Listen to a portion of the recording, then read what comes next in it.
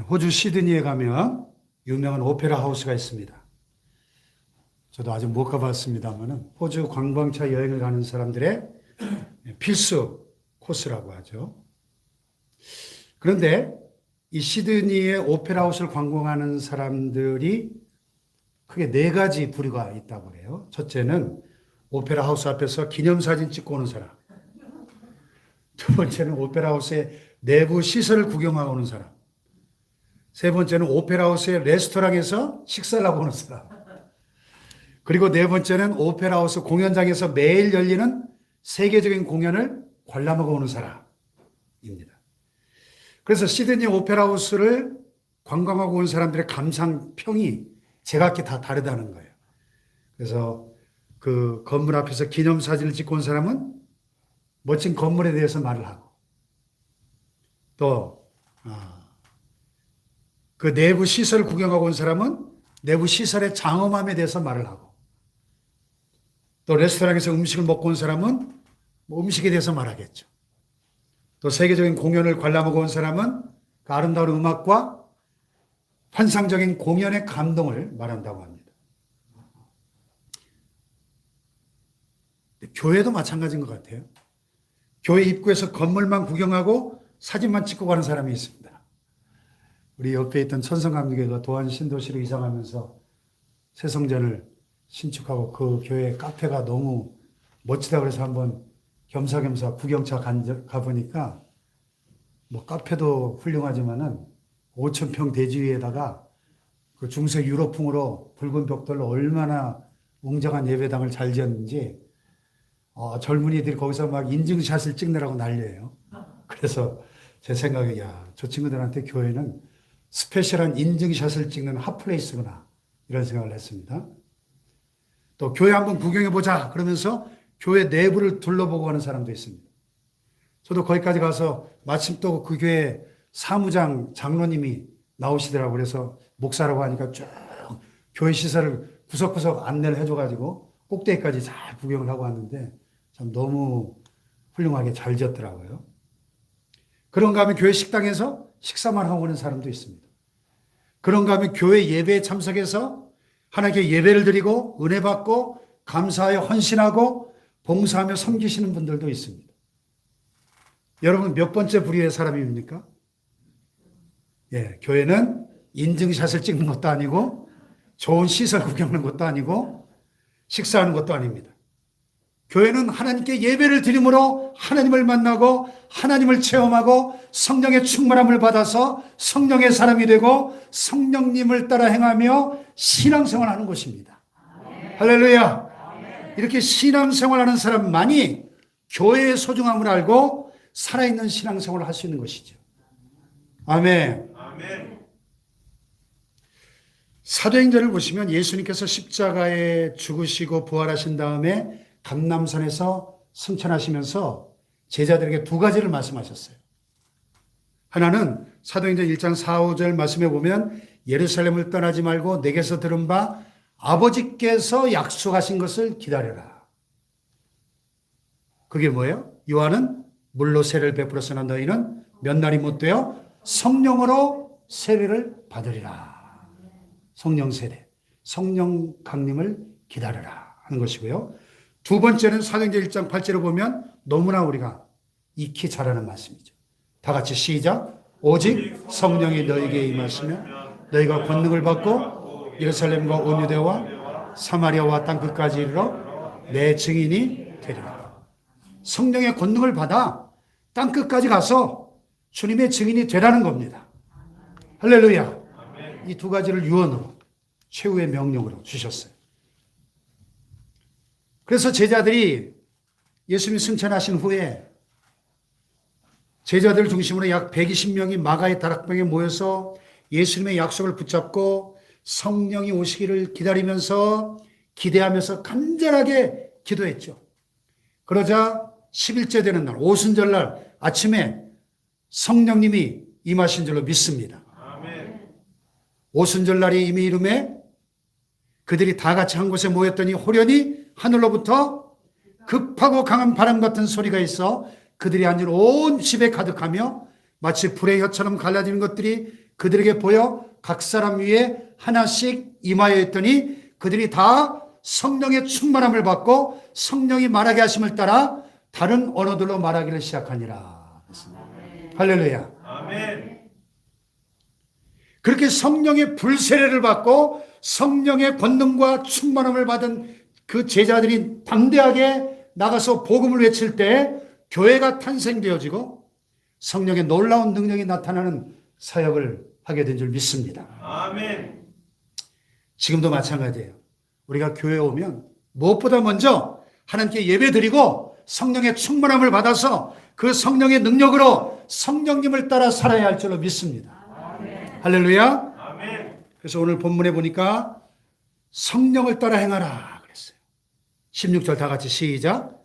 내가 이르노니 너희는 성령을 따라 행하라. 그리하면 육체의 욕심을 이루지 아니하리라. 성령을 따라 행한다는 게 뭘까요? 성령을 따라 행한다는 것은 먼저 하나님의 뜻을 따라 살라 그런 뜻입니다.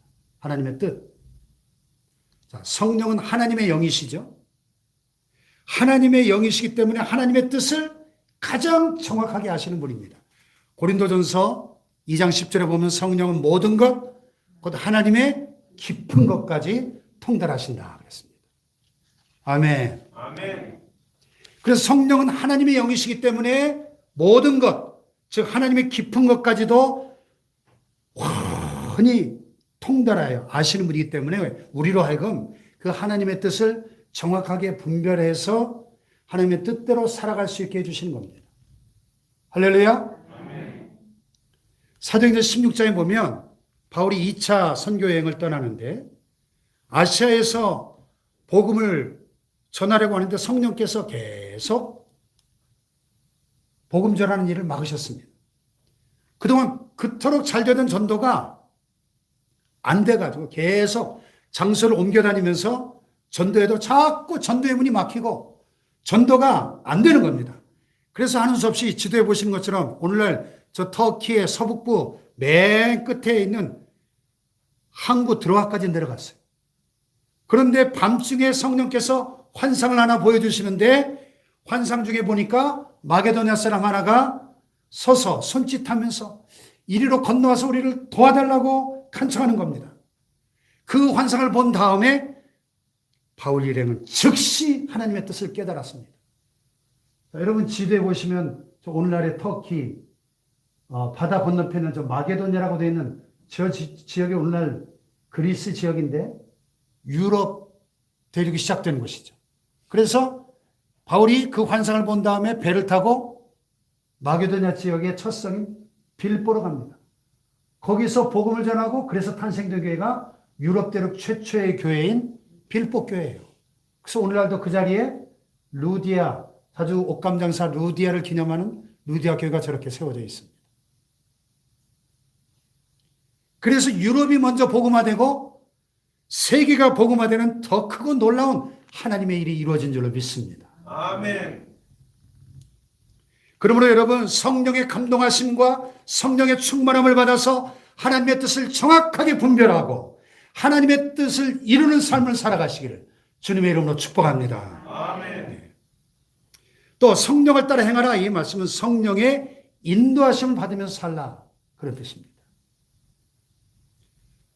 본문 18절에 보니까 너희가 만일 성령의 인도하시는 바가 되면 율법 아래 있지 아니하리라 그랬습니다. 아멘.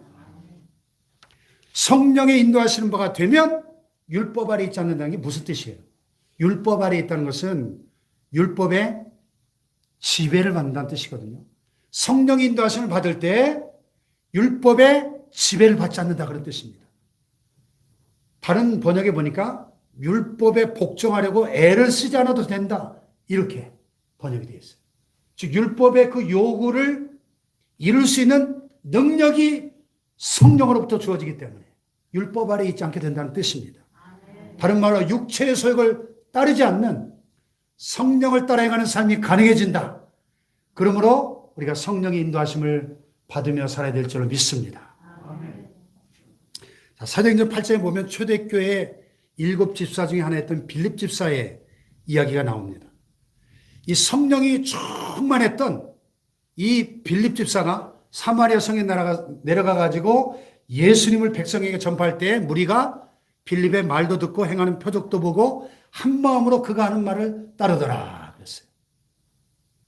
또 많은 사람에게 붙었던 더러운 귀신들이 크게 소리를 지르며 나가고 또 많은 중풍병자와 못 걷는 사람이 나으니 그 성에 큰 기쁨이 있더라 그랬습니다.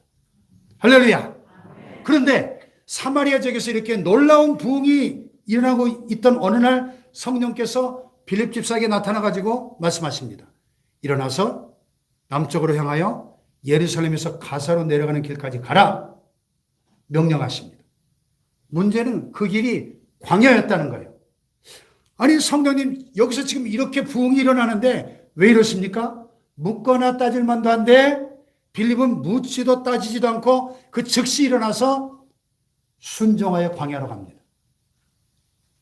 자, 빌립이 광야로 가서 보니까 누가 있었어요?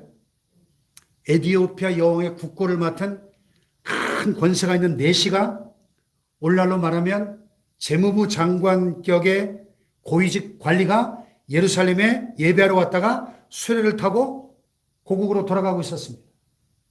성령께서 빌립에게 수레 가까이 가라. 가까이 가서 보니까 내시가 이사야서를 읽다가 이해가 안 돼서 그 뜻을 물어보는 거예요. 그래서 빌립이 그 뜻을 해석해 주면서 복음을 전해서 내시가 예수님을 영접하고 그 자리에서 세례를 받습니다. 이렇게 성령의 인도하심을 받아 순종하니까 모든 일들이 정확하게 때를 맞춰서 착착착 이루어지는 겁니다. 할렐루야. 아멘. 철로역정의 저자 존 버년의 일화가 있어요. 존 버년이 신앙을 지키다가 감옥에 갇혔는데 어느 날 간수장이 존 버년에게 비공식적으로 옥문을 열어주면서 부인과 가족을 보고 올 수 있도록 가석방을 해줬어요. 존 버년이 고마운 마음으로 집을 향해 가다가 다시 돌아왔습니다. 그리고 간수장에게 말했어요. 호의는 고맙지만 성령께서 인도하시는 길이 아니어서 돌아왔습니다. 그리고 정확하게 1시간 뒤에 국왕이 직접 감옥을 시찰하러 나와가지고 존 버년이 있는 것을 확인하고 돌아갔어요. 만약 존 버년이 성령의 인도하심을 받지 못했다면 그날 존 버년과 간수장은 살아남지 못했을 것입니다. 그 사건 후에 간수장이 존 버년에게 이렇게 말했다 그래요. 이제 제가 오시라 가시라 않을 테니 성령의 인도하심을 따라 가시고 싶을 때 가시고 오시고 싶을 때 오세요. 그랬다는 거예요. 할렐루야. 아멘. 사랑하는 여러분, 성령의 인도하심을 받으며 사시길 축복합니다. 아멘. 옆에 분을 바라보면 성령의 인도하심을 받으세요. 성령의 인도하심을 받으세요. 성령의 인도하심을 받으며 사는 삶이 그 성령을 따라 행하는 삶이다 하는 것입니다. 인생은 결국 누구의 인도와 지도를 받느냐, 이게 하늘과 땅 차이를 만드는 거예요. 아멘. 아멘. 결국 누구의 손에 붙들리느냐, 이게 중요합니다. 할렐루야. 아멘. 홍대 미대 출신의 유리공예를 하시는 유명한 작가이신데 어느 집사님 이야기를 들었어요. 이분이 아파트 분리수거하는 날이면 유리병 버리는 곳을 기웃기웃 한답니다. 뭐 하려고 그럴까요? 유리병 가운데서 색깔이 예쁜 것들만 골라가 수집하는 거예요. 화장품병이나 쓸만한 것들을 모아 갖고 와가지고 그걸 녹여서 작품을 만드는 거예요. 그냥 내버려두면 쓰레기일 뿐인데 이분의 손에 들어가기만 하면 훌륭한 작품으로 변화돼가지고 사람들에게 사랑을 받게 되더라. 그런 얘기죠. 우리 인생도 마찬가지입니다. 만약에 우리가 인생을 만드시는 최고의 예술가이신 하나님을 만나지 않았더라면 결국 우리는 다 쓰레기통 신세가 되는 거예요. 아무리 값비싼 향수가 들어있던 병이라도 그 향수 다 쓰고 나면 그 병 갖다 버립니다. 쓸모가 없어요. 그러나 훌륭한 작가를 만나서 그 작가의 손에 들어가면 그 병이 쓸모있게 될 뿐 아니라 최고의 작품으로 새롭게 탄생될 줄로 믿습니다. 할렐루야. 바로 이게 그리스도인의 삶이에요.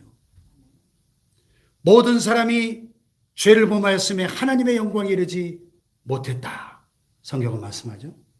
또 그 죄의 싹은 사망이다. 선언합니다. 또 한 번 죽는 것은 사람에게 정해진 것이요 그 후에는 심판이 있다. 그러니까 우리 인간은 가만히 놔두면 다 죄로 인해 죽고 또 죽은 후에는 심판을 받게 되는 거예요. 죄와 사망과 심판이라고 하는 이 하나님의 이 원리에서 벗어날 사람이 아무도 없는 거야. 그러나 우리가 주님을 만나고 주님의 손에 붙들려서 그 안에서 변화를 받고 그럴 때 쓸모없는 병과 같던 우리가 예술작품으로 변화되어서 하나님께 쓰임받고 성령님을 따라 살 때 아름다운 성령의 열매가 맺혀지게 될 줄로 믿습니다. 아멘. 할렐루야. 아멘. 그런데 오늘 말씀에 따르면 우리가 이렇게 성령님을 따라 행하는 삶을 살려고 할 때마다 그것을 방해하는 적이 있다. 이렇게 말씀합니다. 적이. 이 적은 우리 바깥에 있는 적이 아니라 우리 안에 있는 적이고 이 싸움이 우리 바깥에서 일어나는 싸움이 아니라 우리 안에서 치열하게 일어나는 싸움입니다. 자, 17절을 다시 한번 읽어봅시다. 시작.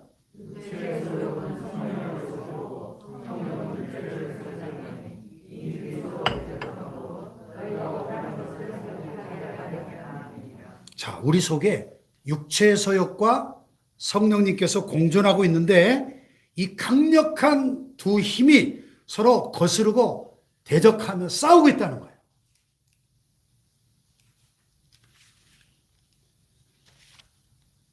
레미제라블로 유명한 프랑스의 대문호 빅토르 유고가 그래서 이런 말을 했어요.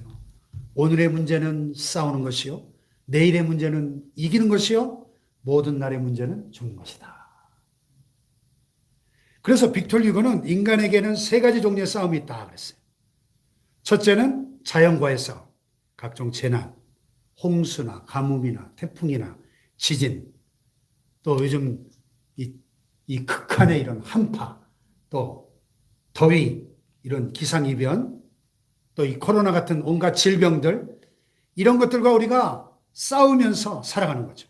이 싸움에 이기면 살고 이 싸움에 지면 죽는 것이다.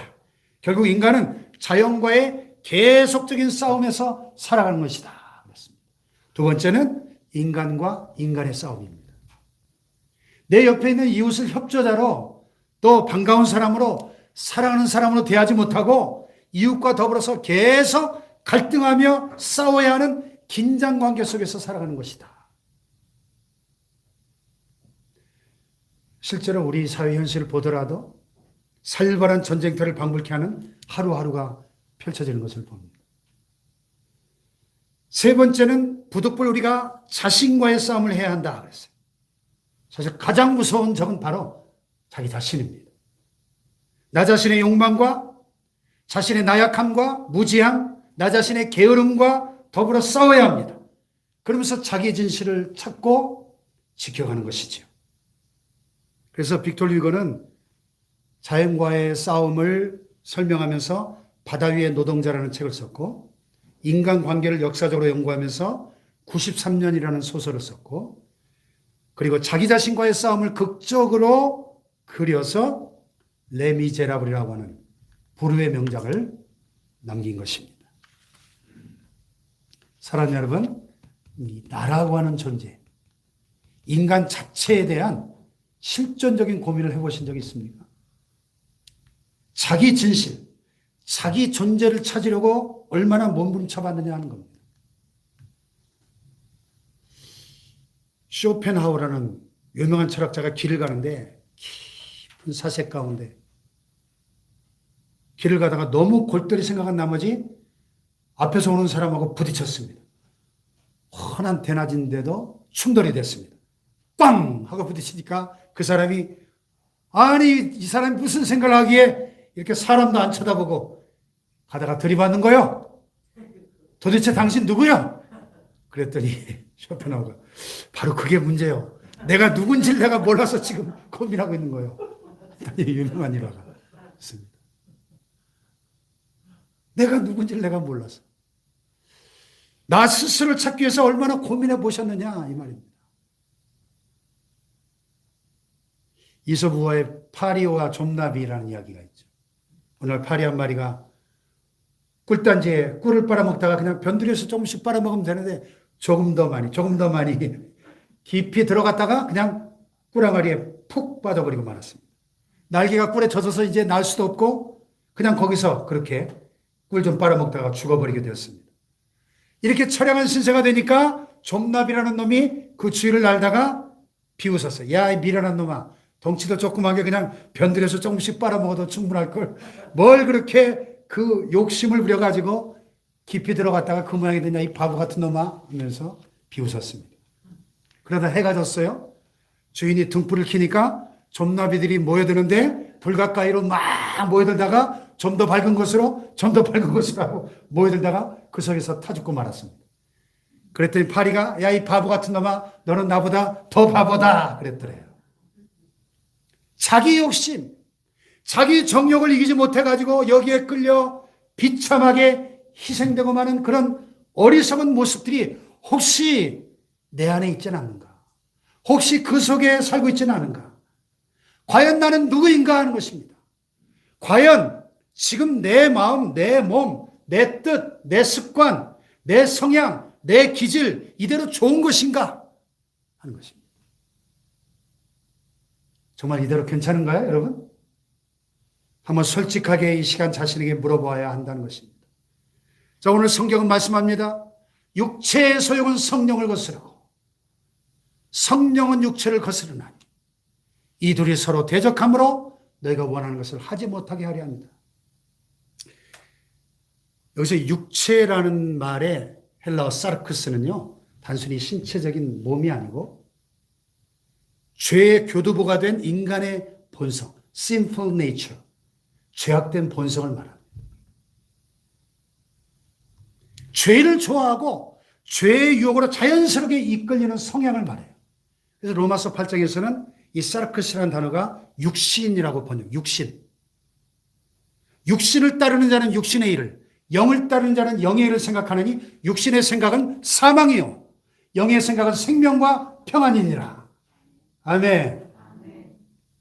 또 육체의 소욕이라고 할 때 이 소욕이라는 말이 에피듀메오라는 헬라어인데요. 단순한 욕망이 아니라 강력히 갈망하는 것, 강렬한 욕망입니다. 그래서 영어 성경에 desire 이런 단어로 번역을 했어요. 그렇다면 여기서 몇 가지 중요한 진리를 우리가 생각해 볼 필요가 있습니다. 첫째로 여기 등장하는 사람은 그리스도인이에요. 지금 여기서 바울이 묘사하고 있는 이 갈등은 특별히 거듭난 그리스도인에게만 존재하는 내적인 투쟁입니다. 예수님을 안 믿는 비그리스도인, 즉 거듭나지 않은 자연인에게는 이런 갈등이 없어요. 자연인의 마음에 성령이 안 계시니까요. 인간은 누구나 육체의 소욕, 이 죄악된 본성을 가지고 태어나기 때문에 성령으로 거듭나야만 비로소 본문에 묘사된 이런 영적인 갈등이 생겨나는 것입니다. 이 말을 거꾸로 말하면 우리 모든 그리스도인에게 성령님이 거하신다는 것입니다. 할렐루야! 얼마나 놀라운 일인지 몰라요, 사실. 나처럼 비천한 인생에게 천지를 창조하신 하나님의 성령께서 친히 거하신다는 것입니다. 여러분, 성령님이 여러분과 함께 하심을 믿습니까? 아멘. 성령이 계시네, 할렐루야, 함께 하시네, 할렐루야. 아멘. 성령님이 함께 하실 뿐만 아니라 내 안에 거하시는 내 안에. 놀라운 신비입니다. 우리 눈에 보이지 않으니까 우리가 참 믿겨지지 않을지 모르겠는데, 그러나 하나님의 말씀이 분명히 그렇게 말씀합니다. 자, 고린도전서 3장 16절 다 같이 시작. 너희가 하나님의 성전인 것과 하나님의 성령이 너희 안에 계시는 것을 알지 못하느냐. 할렐루야. 하나님의 성령이 너희 안에 계시는 것을 알지 못하느냐. 하나님의 말씀이기 때문에 진리로 믿는 것입니다. 아멘. 성령께서 내 안에 계시기 때문에 내가 육체의 소욕을 따라 살 때 내 속에서 성령님께서 근심하시고 탄식하시고 슬퍼하시는 거예요.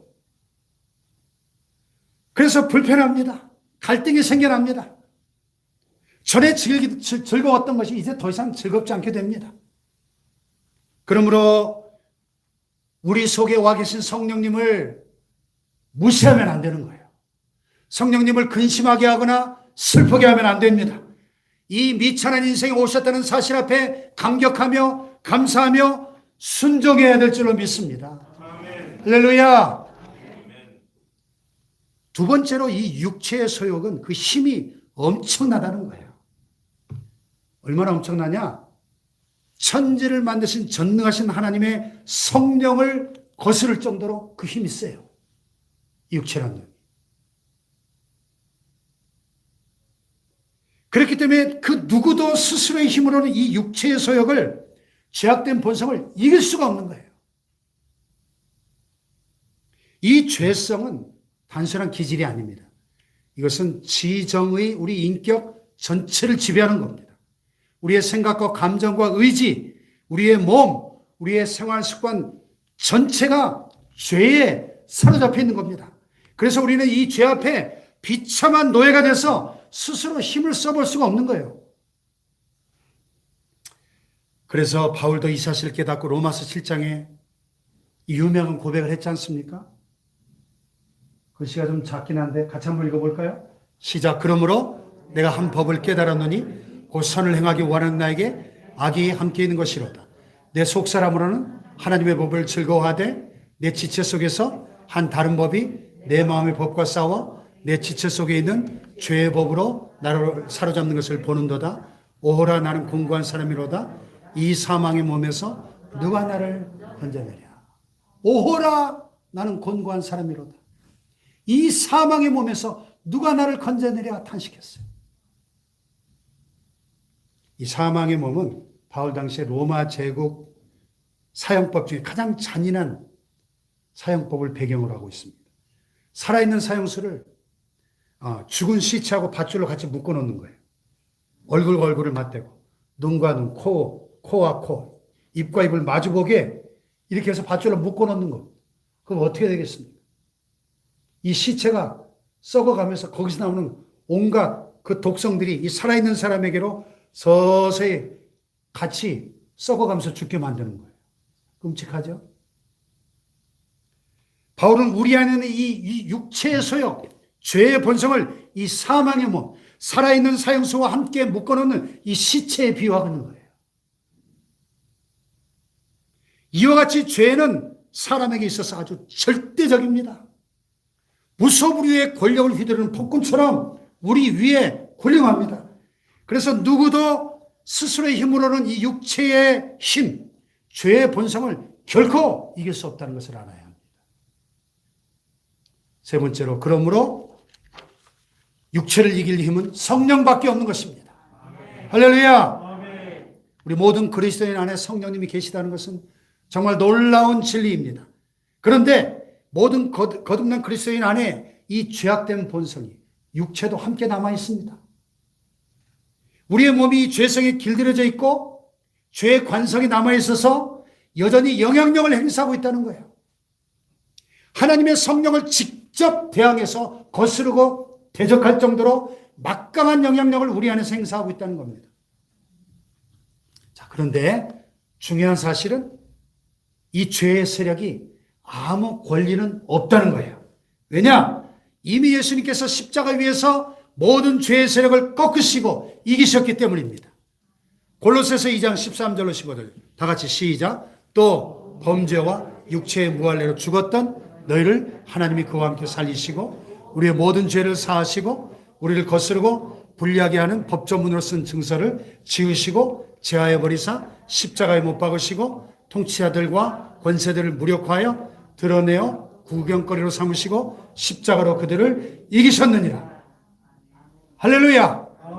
우리의 모든 죄를 사하시고 십자가로 그들을 이기셨느니라. 할렐루야. 예수님이 승리하신 줄 믿습니다. 이 사실을 믿고 예수님을 영접한 사람에게 성령님이 와 계신 거예요. 따라서 우리 속에 와 계신 성령님을 따라 살아갈 때 우리는 죄에서 벗어나게 되는 것입니다. 죄의 본성이 아무리 막강해도 성령님을 이길 수는 없는 것입니다. 할렐루야. 성령님은 우리 인생의 위대한 스승이요, 안내자가 되십니다. 그래서 우리가 가야 할 방향을 제시하는 이정표 역할을 하십니다. 우리 자동차의 내비게이션처럼. 그래서 성령님께서 지시하시는 것을 따라 살아갈 때 육체의 소욕을 이기게 될 줄로 믿습니다. 죄의 본성을 벗어날 수 있는 거예요. 물론 우리가 이 육신을 입고 이 땅에 살아가는 동안에는 이 죄악된 본성을 완전히 벗어버릴 수는 없습니다. 그러나 성령님께 지속적으로 순종하며 성령의 지배를 받을 때 이 육체가 점점 힘을 잃게 되는 것입니다. 할렐루야. 이것을 신학적인 용어로 sanctification, 성화라고 부릅니다. 성화. 철학적에 보면 이런 이야기가 나와요. 주인공이 크리스찬이 해석자의 방이라는 곳에 갔는데 모든 것이 먼지로 뒤덮인 넓은 방이 있어요. 그런데 한 종이 이 방을 청소하겠다고 빗자를 들고 와서 막 쓸기 시작합니다. 그러자 온 방 안에 있던 사람들이 콜록콜록 하면서 기침을 하기 시작합니다. 이때 어떤 사람이 방에 들어와서 사방에 물을 뿌리기 시작하니까 사람들이 기침을 멈춥니다. 여기서 먼지로 뒤덮여 있는 방은 사람의 마음을 가리킵니다. 먼지로 뒤덮였다는 것은 죄가 사람의 마음을 완전히 장악했다는 것을 가리킵니다. 빗자루로 청소를 시작한 이 종은 율법을 말합니다. 율법이 할 수 있는 것은 먼지를 일으키는 거예요. 죄를 드러내는 역할을 하는 것입니다. 그리고 먼지를 가라앉히기 위해서 뿌려진 물은 뭘까요? 죄를 진압하고 영혼을 깨끗하게 만들어주는 복음이요 성령님이신 겁니다. 할렐루야. 이 철로 역정이 그래서 심오한 거예요. 그러므로 오직 성령의 충만함을 받아서 성령의 능력으로 행할 때 육체의 소욕을 이기고 승리하는 삶을 살게 될 줄로 믿습니다. 아멘. 할렐루야. 아멘. 그러나 육체의 소욕을 따라 살게 된다면 반드시 육체적인 결과를 거두게 될 것이라고 오늘 성경은 말씀하는 거예요. 자, 19절로 21절을 보세요. 시작. 육체의 일을 분명하니 음행과 더러운 것과 호색과 우상숭배와 주술과 원수 맺는 것과 분쟁과 시기와 분냄과 당짓는 것과 분열함과 이단과 투기와 술취함과 방탕함과 또 그와 같은 것들이라. 전에 너에게 경계한 것 같이 경계하노니 이런 일을 하는 자들은 하나님의 나라를 유업으로 받지 못할 것이요.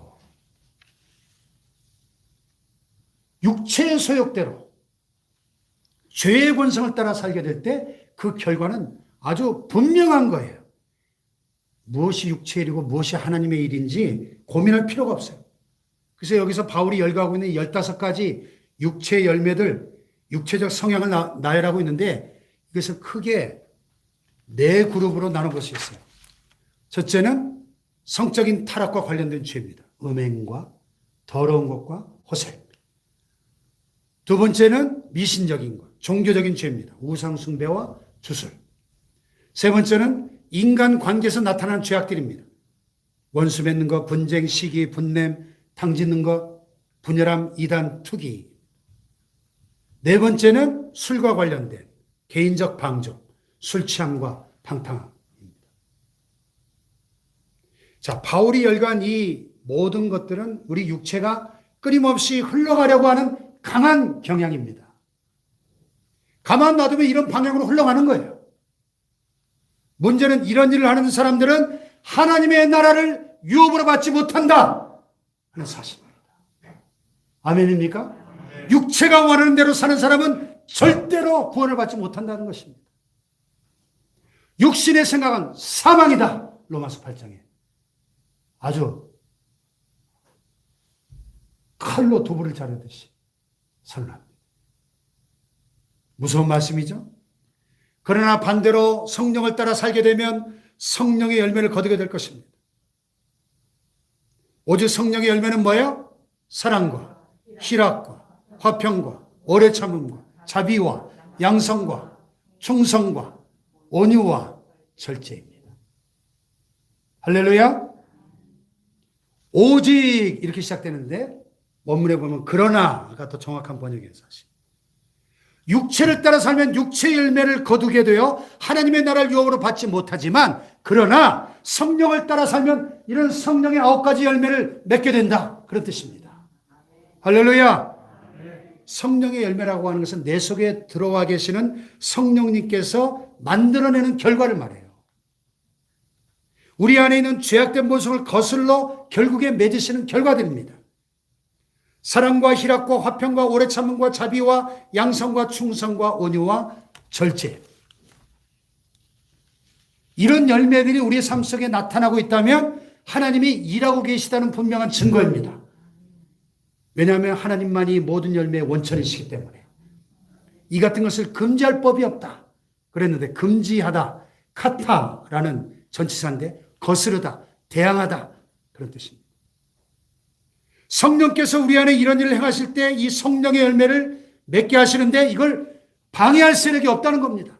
죄와 사망의 법이 방해할 수 없고 율법이 방해할 수 없다는 것입니다. 성령님을 결코 이길 수 없다는 것입니다. 할렐루야. 오히려 성령의 사역을 통해서 맺혀진 이러한 열매들이 온 율법을 성취하게 된다는 것입니다. 할렐루야. 제가 매주 여러분에게 대접하려고 커피를 생두를 볶아가지고 갈아서 이렇게 내릴 때 커피 향이 진동하죠. 커피는 사실 커피 나무에서 열리는 과일이라 그래요. 과일. 열매입니다.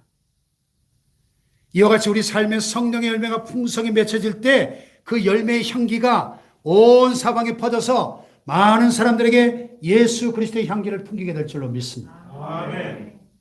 그러나 육체의 일은 죄의 냄새, 인간의 사악함으로 역겨운 냄새를 피우게 될 것입니다. 그러나 우리는 성령의 열매를 맺을 때 하나님의 냄새, 예수 그리스도의 향기를 풍기게 될 줄로 믿습니다. 우리 속에서 일하시는 성령을 따라 행하여 육체의 소욕을 극복하고 예수님의 향기를 풍기는 저와 여러분 되시기를 주님의 이름으로 축원합니다. 축원합니다.